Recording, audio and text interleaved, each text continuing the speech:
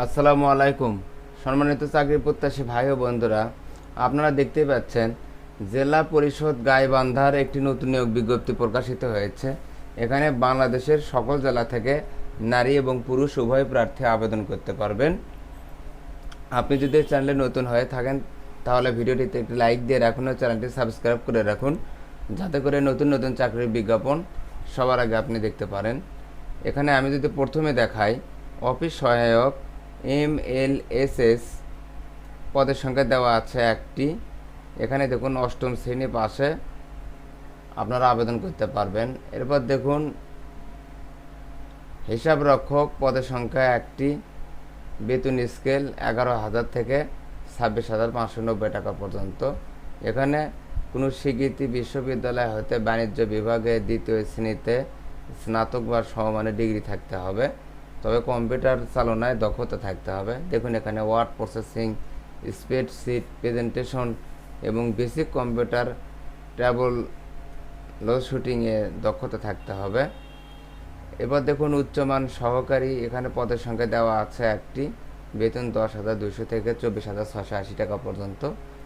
এখানে যে কোনো স্বীকৃতি বিশ্ববিদ্যালয় হতে অনার্স, স্নাতক অথবা সমমানের ডিগ্রি কম্পিউটার ব্যবহারে দক্ষতা থাকতে হবে। এরপর দেখুন অফিস সহকারী পদের সংখ্যা একটি, বেতন 9,300 থেকে 22,490।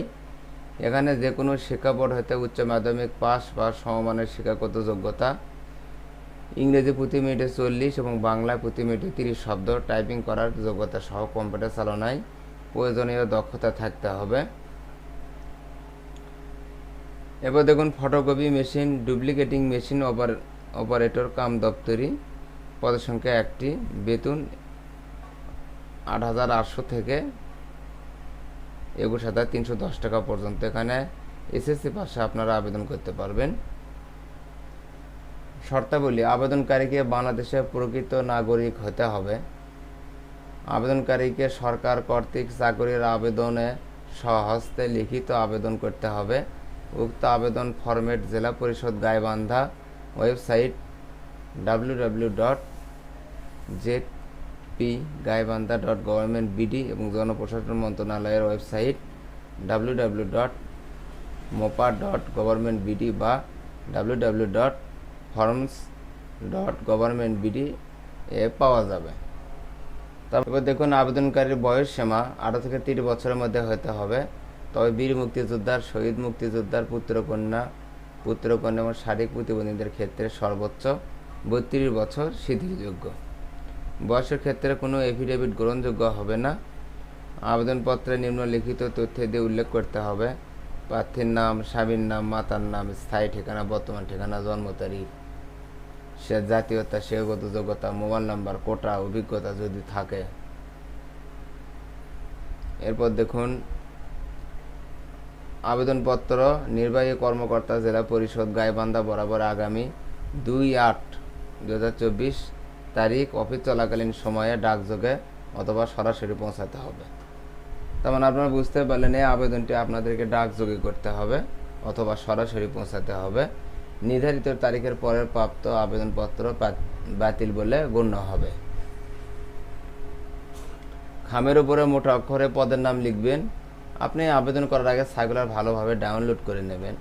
তারপর যদি আপনি যোগ্য প্রার্থী হন তাহলে আপনি আবেদন করবেন। এবার দেখুন সরকারি তফসিলভুক্ত যে কোনো ব্যাংক হতে প্রধান নির্বাহী কর্মকর্তা গাইবান্ধার অনুকূলে নির্বাচনের পরীক্ষার ফি বাবদ ক্রমিক নম্বর 1 হতে 3 নম্বর পর্যন্ত 200 টাকা, ক্রমিক নম্বর 4 হতে 5 নম্বর পর্যন্ত 100 টাকার ব্যাংক ড্রাফট পে অর্ডার আবেদনপত্রের সাথে সংযুক্ত করতে হবে।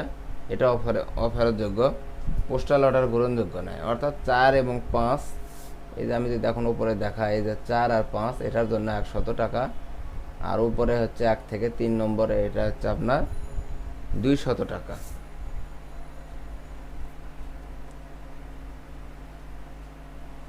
আবেদনপত্রের সহিত নিম্নলিখিত কাগজপত্র দাখিল করতে হবে। দেখুন এখানে অনেকগুলো তারা দিয়ে দিচ্ছে, অনেকগুলো কী কী আপনাকে নিয়ে যেতে হবে, কী কী কাগজপত্র দাখিল করতে হবে। আপনি যদি যোগ্য প্রার্থী হন তাহলে আপনি আবেদন করবেন। আগে সার্কুলার ভালোভাবে পড়ে নেবেন, পড়ে নিয়ে যদি যোগ্য প্রার্থী হন আবেদন করবেন। আর হ্যাঁ, এই চ্যানেলে নতুন নতুন নিয়োগ বিজ্ঞপ্তি প্রকাশ করা হয়, চ্যানেলটি সাবস্ক্রাইব করে রাখুন। ধন্যবাদ।